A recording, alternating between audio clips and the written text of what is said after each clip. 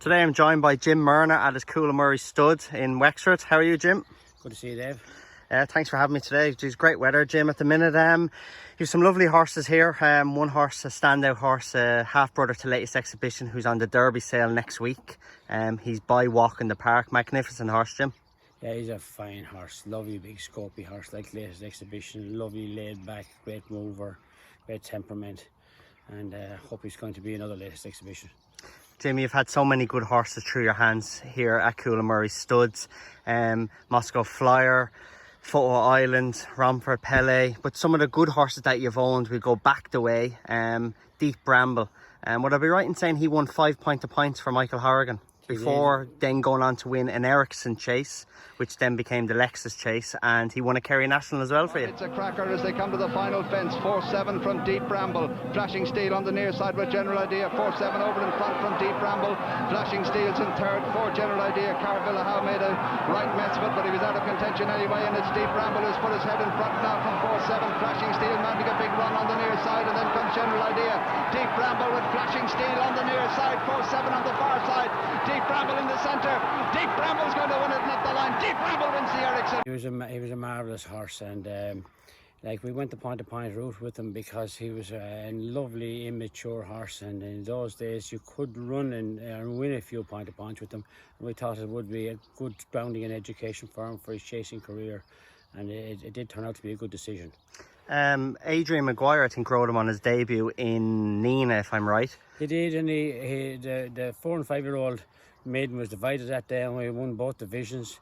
One with him and one with another very good horse we had called Indian Tonic, who went on to win Topham. He won a Beecher Chase. He was a very, very good horse. He was a fabulous horse around Aintree.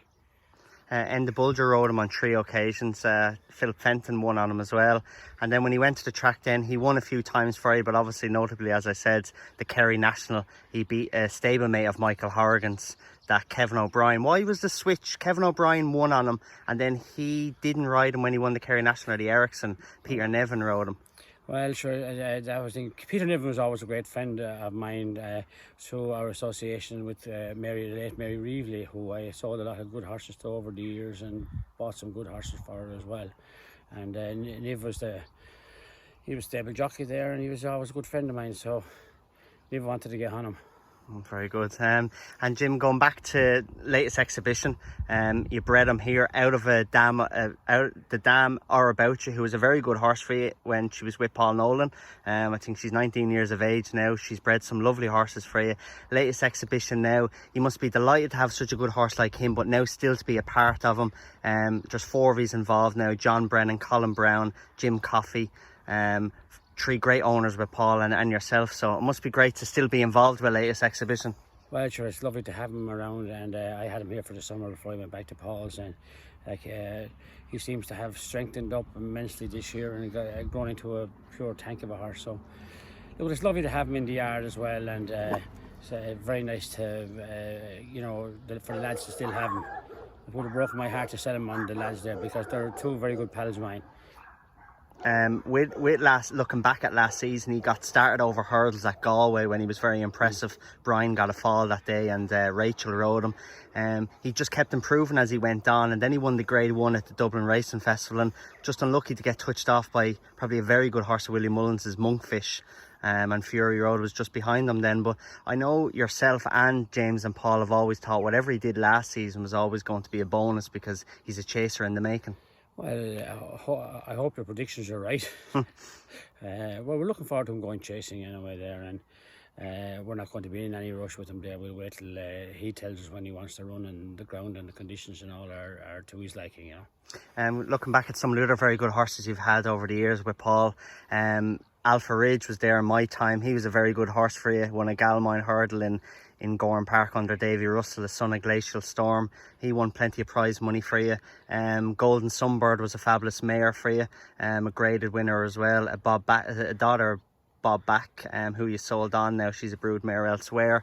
And like we said, Or About You as well. She was very good for you, being a graded winner too. So you've had some very good luck over the years, Jim. I've had some lovely horses there. I actually love fillies. I like nice fillies there, and I think you couldn't have enough nice fillies around the place. And I like to put a bit of form on them if I could, before they go to the stud, to the paddock, you know. And looking forward to you head off to Tattersalls now tomorrow morning with latest exhibition's brother. Yeah, well, sure. Look at he's showing all the right vibes at the minute. Anyway, there he's big, he's scopy, he's athletic, and he's a sound horse. And Jim, before I let you go, you were up in Goffs for the last couple of days there, the Land Rover sale. Things haven't been easy with the sales having to be rescheduled because of COVID-19.